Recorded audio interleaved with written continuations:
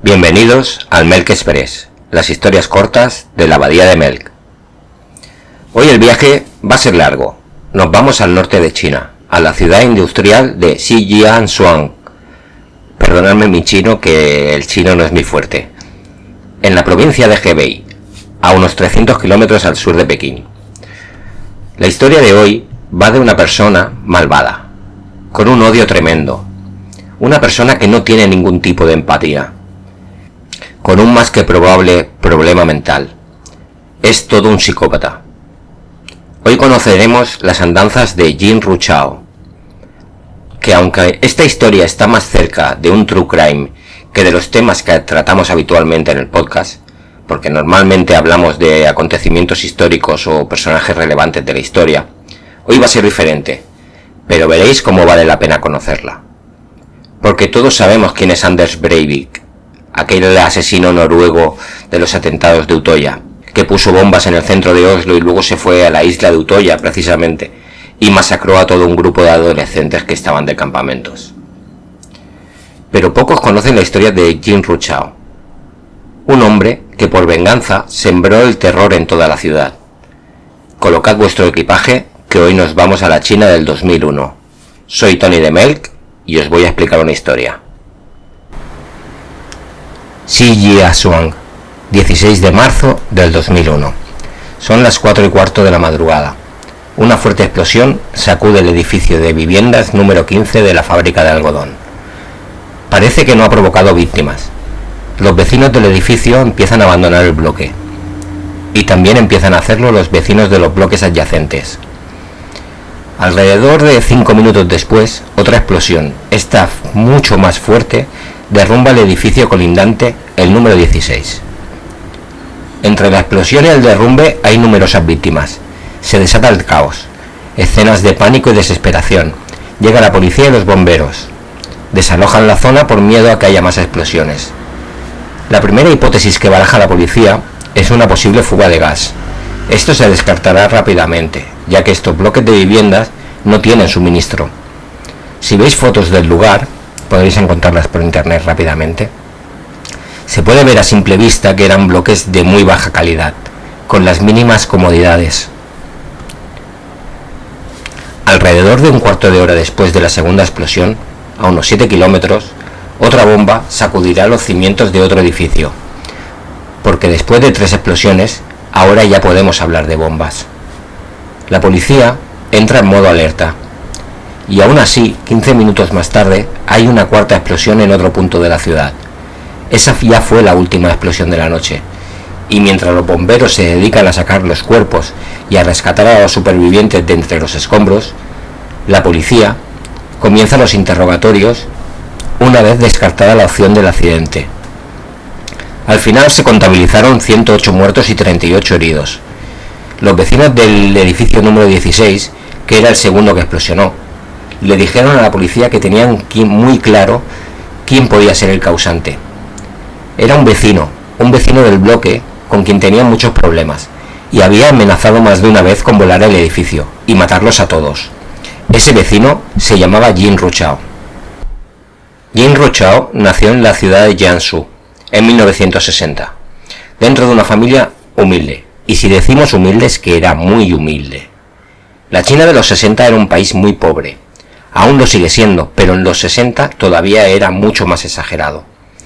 Cuando Jin tenía 6 años, la familia se trasladó a la Shijiazhuang en busca de mejores oportunidades. Jin tenía 2 hermanos, una hermana mayor y un hermano menor.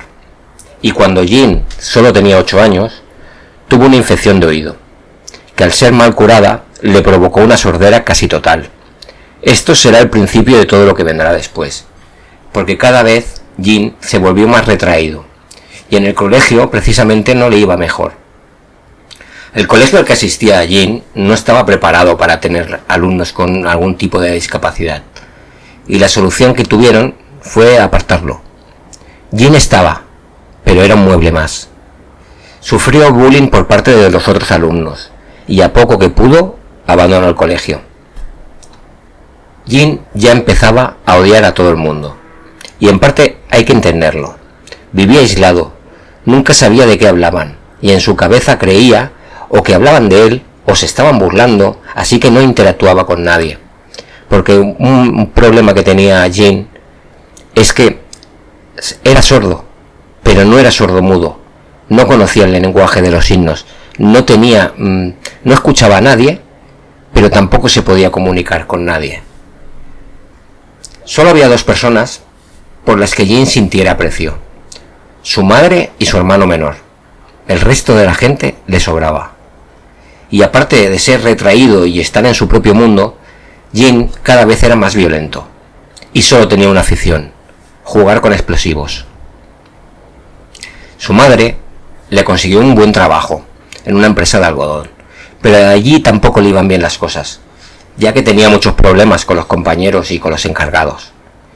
En 1984, su madre le concertó un matrimonio con Xiao Yu.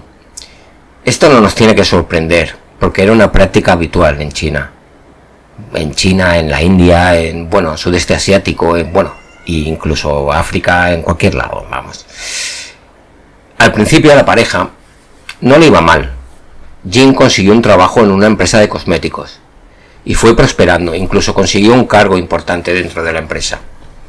Un puesto que le permitía viajar por toda la región, y lo que parecía una buena noticia se convirtió en el principio del fin. Jean empezó a beber en exceso y a serle infiel a su mujer, una cosa que en China tampoco está tan mal vista como podría ser aquí. Pero como decíamos antes, Jean no era precisamente una persona estable, y empezó a sospechar que su esposa seguramente también le era infiel. Y una cosa es que él lo fuera, y otra muy distinta es que le fueran infiel a él. Jean comenzó a maltratar físicamente a Xiao Yu. Le daba palizas, incluso llegando a romperle un brazo. Una vez intentó electrocutarla. Suerte de los vecinos, que pudieron impedirlo por los gritos de Xiao. Y todo era por las razones más nimias. Y no creías que esto solo pasaba en el ámbito conyugal. A su propia familia no la trataba mejor. A su padre le golpeaba constantemente. A su hermana en una ocasión llegó a apuntarle con una pistola en la barriga, mientras ella estaba embarazada. Perdonad el símil, pero Jean Ruchao se había convertido en una bomba de relojería. Era un hombre al que todo el mundo le tenía pánico. En 1987, su hermano lo condenan a cadena perpetua por intento de homicidio, que también tenía que ser una joyita el hermano. Esto intensificó el odio de Jean hacia la sociedad. Le habían quitado a uno de los pilares que le ataban a la realidad. Al año siguiente, Jean violó a una conocida de la familia y le aseguró que si le denunciaba, la mataría a ella y a su familia con una bomba. Aún así, la mujer se armó de valor y junto a su familia denunciaron a Jean Ruchao en la comisaría. Fue detenido y condenado por violación a 10 años de prisión. En estos momentos, Xiao Yu estaba embarazada y Jean, dentro de su paranoia, no creía que el hijo fuera suyo. A Jean la cárcel no le sentó especialmente bien y empezó a escribir un diario donde detallaba lo que haría para vengarse de las personas que le hacían la vida imposible. Un galimatías donde se mezclaba realidad y ficción. Este diario se encontró después de los sucesos del 16 de marzo. Probablemente se pudieran haber evitado si a este hombre se le hubiera diagnosticado correctamente y se le hubiera internado en alguna institución psiquiátrica. Una vez que le visitó a su mujer, un preso le ofreció un vaso de agua y Jean se lo tomó como que aquello era una clara prueba de la infidelidad de su esposa y amenazó con matar al otro preso. Tuvieron que cambiar a Jean de cárcel. Su mujer ya no podía más y aprovechó para pedir el divorcio, animada por sus padres. Algo lógico y normal, y si pudiera ser, yo me iría lo más lejos posible. Su madre luchó para que se le excarcelara por sus problemas auditivos, y lo consiguió, aunque por un periodo breve de tiempo, porque nada más salir tuvo problemas con su ex. Ya en el año 94, los padres de Jean tienen un accidente de coche en el que su madre muere, y su padre queda muy mal herido. Jean culpa a su exmujer y a sus ex-suegros de la muerte de su madre en el accidente. Cree firmemente que ellos lo provocaron. Ahora ya no le queda nada. Con la muerte de su madre y el encarcelamiento de su hermano, los 2 cabos que aún le mantenían amarrado a puerto se han roto. En 1997 sale de la cárcel y malvive con trabajos que no le duran, sobre todo por el carácter violento que manifiesta. Se traslada a vivir al edificio 16 de la fábrica de algodón.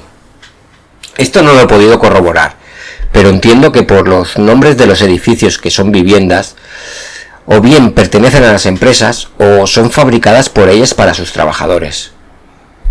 Ya en agosto del año 2000, Jin conoce a Wei Yuhua, una chica que está en una situación económica lamentable, que no tiene ni dónde dormir.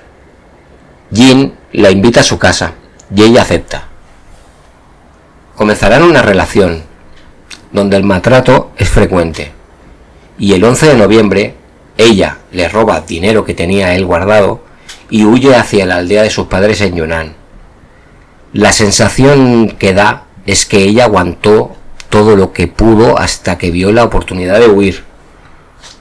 Jin la estuvo buscando por todas partes, hasta que el 22 de febrero del 2001 la encuentra. Él le propone matrimonio, algo que ella rechaza, y él se instala en su casa, insistiendo en que se case con él.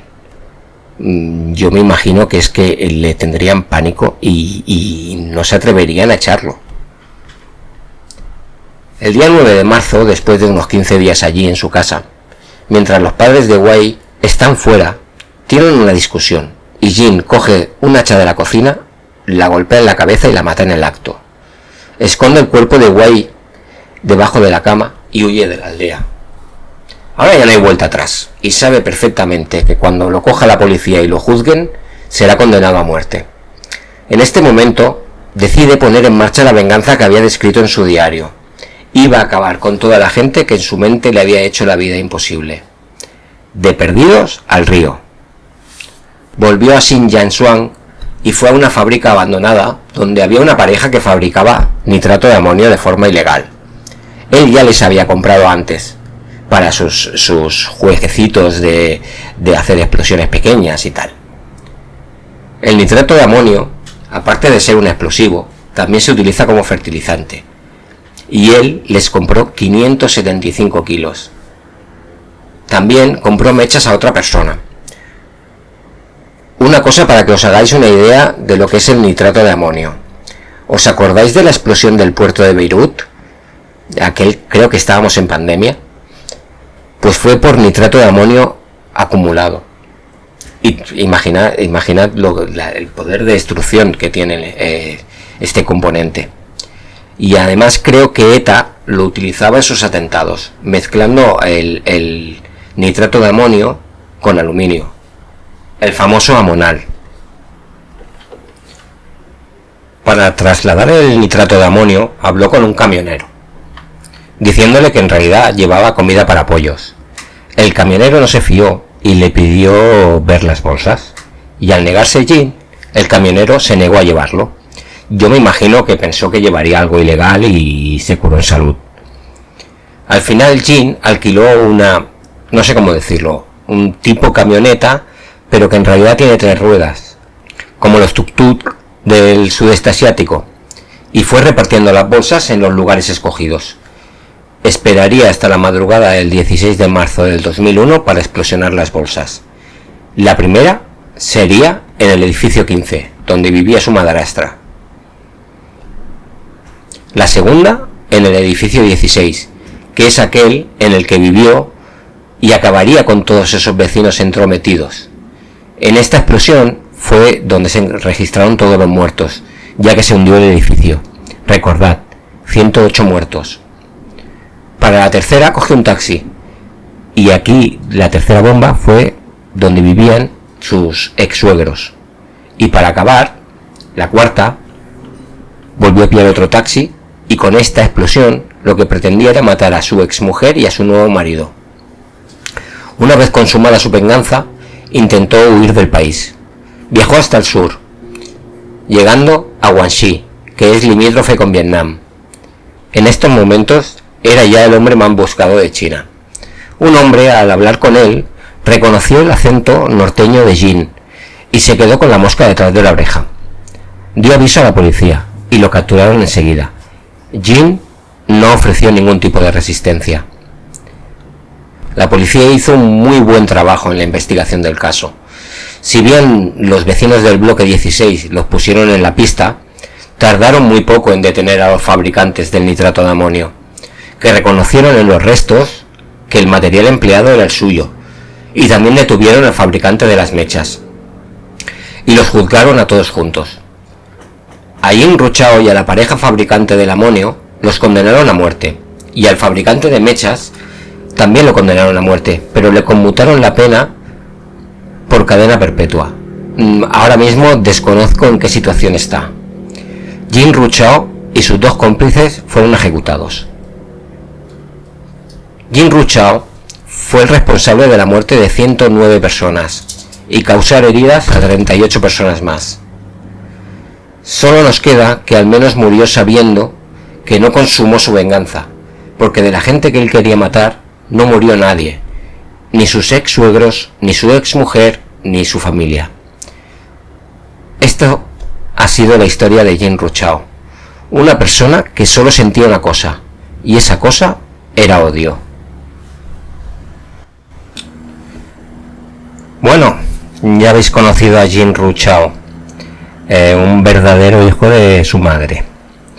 Y como os comentaba antes, si a este hombre se le hubiera diagnosticado correctamente, es probable que se hubieran evitado todas estas desgracias. Bueno, una vez finalizado, me gustaría agradecer a las chicas del podcast Extremadamente Crueles y en especial a Bea el descubrirme esta historia, porque era totalmente desconocida para mí. También me gustaría recalcar lo difícil que ha sido documentarme, pensando, bueno, es el año 2001, habrá un montón de información. Joder, pues nada más lejos de la realidad. Por poner un ejemplo, me fue mucho más fácil informarme sobre Julio César o sobre la Revolución Francesa que sobre esto, que hace apenas 20 años que pasó. Sobre este tema, como digo, no os puedo recomendar ningún documental porque no he encontrado nada. Solamente vídeos sueltos de YouTube de gente, pues bueno, que se le ha currado. En fin, bueno, como sabéis, dejo mis redes en la caja de descripción. Cualquier comentario es agradecido. Y si podéis y os acordáis, me dejáis un like y os suscribís, que es gratis. Bueno, espero que os haya gustado este viaje en el Melk Express. Recoged las maletas y hasta el próximo viaje. Un abrazo y a cuidarse.